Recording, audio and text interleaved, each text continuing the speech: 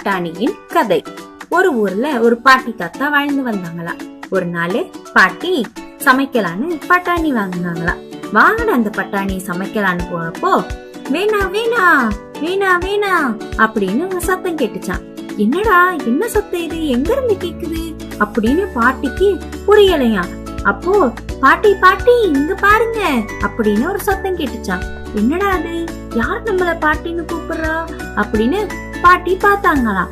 அப்போ கீழ இருந்து பட்டாணி பாட்டி பாட்டி இங்க பாருங்க, என்ன சமைச்சிடாதீங்க பாட்டி, நீங்க சொல்ற வேலையெல்லாம் நான் கேக்குறேன் பாட்டி, என்ன உங்க வீட்டுல வச்சுக்கோங்க பாட்டி, நீங்க சொல்ற வேலையெல்லாம் நான் கேட்பேன் பாட்டி அப்படின்னு அந்த பட்டாணி சொல்லிச்சான்.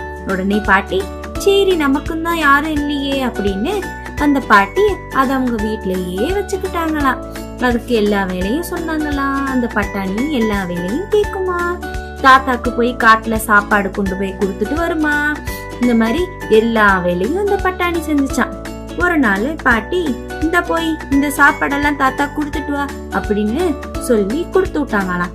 அந்த பட்டாணியும் காட்டுக்கு போய் தாத்தாட்ட தாத்தா என்னங்க தாத்தா சாப்பாடு அப்படின்னு தாத்தாட்ட சாப்பாட கொடுத்துச்சான். தாத்தாவும் சரிடா நான் சாப்பிடுறேன், நீ போய் இந்த மாடெல்லாம் பாத்துக்கோ, அங்க பாரு 4 மாடு இருக்குது,